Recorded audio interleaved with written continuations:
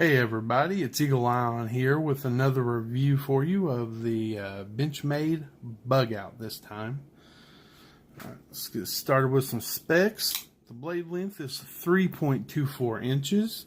The cutting edge is 3 inches. The blade thickness 0.09 inches. And the overall length is 7.46 inches. Alright, now let's get into the pros and the nos and find out if this knife is a keeper or not. So for the pros, the biggest pro is this knife is made in the USA. I love that. I always love when a knife is made in the USA. It's a great thing to support the home team, especially when it's made well. Alright, now the blade here, let's talk about this first. Has a kind of a machined finish, but with a slight stone wash. So you can, if you can see the grind lines,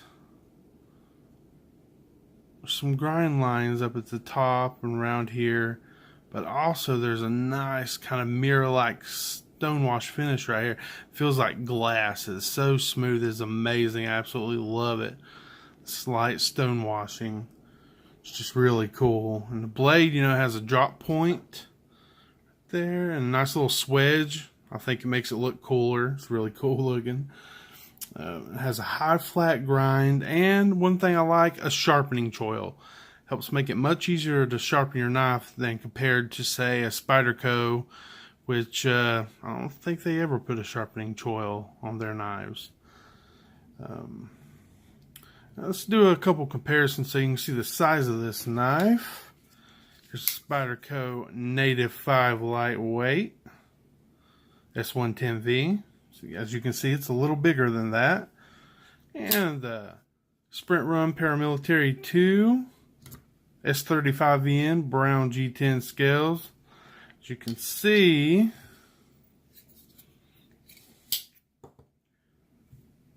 the PM2 is a little bigger, but not by much. So, alright. I also like that this thumb stud, this beautiful blue thumb stud, by the way, is out of the cutting path of the blade. When you're cutting something, you're not going to get hung up on that, which is a big thing. You know, I hate when they put the thumb stud too far out.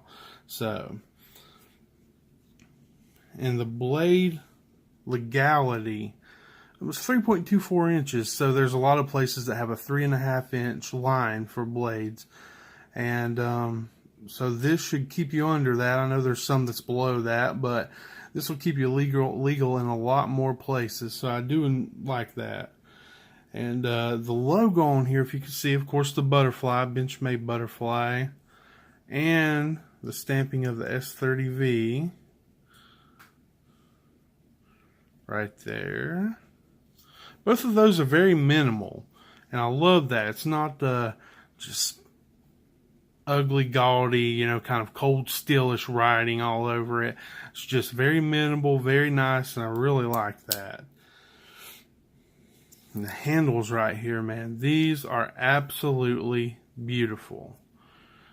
If I can get it to focus for you, it's this deep ocean blue. It's just so beautiful. I love these handles, love the color, and also it has matching thumb studs and spacers right here.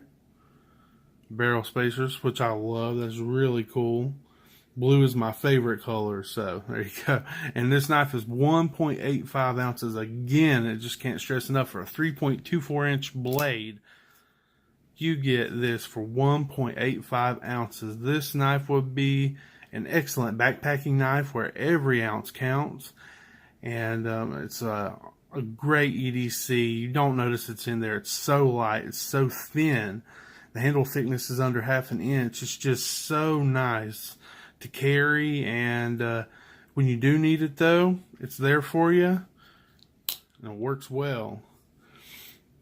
Now, these handles are polymer, and they do have a little bit of flex to them. That is true, but they still feel very sturdy, very strong. And one good thing about handles that are G10 polymer, something other than metal, is that in the summer, you know, they won't get too hot. In the winter, they won't get too cold. They stand up better to different temperatures, and that's one thing a lot of people don't talk about, but I really like that aspect of it. Now, I love that this is riding on phosphor bronze washers. I don't know if you can see in there, but it has phosphor bronze washers. Yeah. And that's nice because something like the Native 5 Lightweight, this has no metal on the inside, no liners at all, and no washers. So that makes it, you know, it's a lot stiffer, grainier, not as smooth, and it just won't have the kind of action. It is a backlock, but still, that it could with washers. And that's what I want to say about this knife. It has liners where needed. If you can see, this is the screw this is about where the liner ends right here, both sides, about halfway down the handle. And I think that's all you need. I think that's great. It's kind of this whole axis lock package. It's kind of like around a square shape, kind of like the head of a key, and then it's got a little length to it. It comes out in a thinner way, just like a key, like a cut-off key. It's what it looks like coming down to here. And I think that's just great where it's needed. You know, it's got a barrel spacer right here. It has a little flex, but feels very solid in the hand, especially for the specs. You would read it and think that it would be a little flimsy, a little less hard duty than it really is. It is not super hard duty for sure, but it is very strong for most tasks that you will throw at this. I love that the screws have metal to go into everywhere. There's metal threads press fitted into this handle so that the screws have metal to go into, which I love. That is awesome. This clip right here is a Benchmade's new mini deep carry clip. I love this thing. I wish Spyderco would make deep carry clips, but anyway. It is parkerized, I believe, so the finish will last. It's lasted well for me, and this is a nice deep carry pocket clip. I love it. It's mini, so it's shorter, and rides really high in the pocket, and it actually has more tension because it's shorter, more tension at the edge, so it'll keep it in your pocket a lot better. Just really like that clip. I wish a lot of knives would come with clips like this.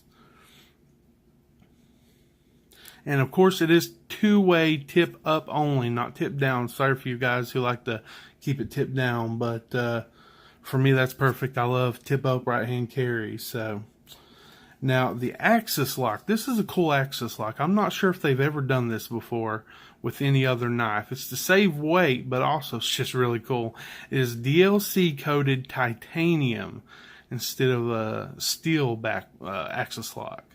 So it's just really cool, DLC coated, so it's got a really durable finish to it. I just love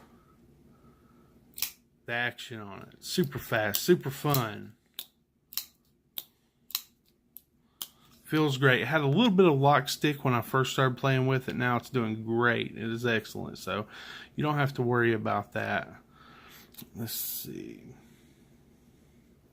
And that's a good thing, you know, about the knife overall. You can switch the clip and the axis lock. It is fully ambidextrous. For you lefties out there, it'll work just as great for you as it does for me. And I think y'all will love it. Everyone should give this knife a try. It's really cool. And it's very, like I said, it's very sturdy. So don't worry about, you know, a lot of people acting like this is flimsy and not very durable. It is a very durable knife. You can even feel it in the hands. Even though it's 1.85 ounces, it just feels solid and very durable, which I love. And also, one of the greatest things about this knife is not actually this knife. It is the company Benchmade. Let's see if I can get this to focus. Benchmade has probably the best warranty around. If you have problems with your knife, send in a Benchmade, they'll fix it. They'll even replace a blade for, I believe, $25, which is amazing. I mean, their warranty, you know, better than Spyderco's, better than a lot of people's warranty. So that is really cool. I love Benchmade's warranty. Now, that's the pros, but let's get in. There are a few no's here, so we'll get into that. The scales, they're a little sharp around the edge. Yeah, the scales are a little sharp just around the molding lines, all the edges. It's not a big deal. It's not horrible, but you definitely can notice it, especially when you reach your hand in your pocket to get something. And the jimping on the back here, it's not very functional. It's pretty slick. See if I can get it to focus for you guys. Yeah, it's just pretty slick. I'm not sure why they even put that on there, just for looks maybe, but it is not functional. The handles also, you know, they've got a little bit of grip to them, but they're just not very grippy. So this knife isn't the most grippy, but you hold it in your hand, it does feel secure, it does feel nice. So overall, it's great. And the S30V, I have a little mixed history with S30V. I've never used Benchmade's S30V, but with Spyderco's, I've had it chip on me, and I've had a problem with it chipping, I believe, on more than one knife. So I've heard that Benchmade's heat treat on pretty much any of their steels compared to Spyderco is better. So I haven't had a problem with this. This blade is great. It goes through cardboard like crazy. And I haven't experienced any chipping yet, which is a very good sign. I'm a little wary of S30V because of what I've experienced in the past. So keep that in your mind, especially with this thin stock. It's only 0.09 inches. I just think that, you know, it could be more prone to chipping. So just keep that in mind. Now, the price is the biggest problem most people have with this knife, and I understand, you know, it probably should be priced a little cheaper, but this knife for me is like Chick-fil-A chicken minis. Just bear with me here. I know that those chicken minis should not cost what they cost to me. My head says it is way too much. Don't buy it. Don't buy it. It's extremely high. But my heart says, oh, these are so good. No matter what they cost, you got to get them. They're amazing. They've got the X factor. They're unquantifiably amazing. Okay, well, that's the same thing with this Benchmade Bugout.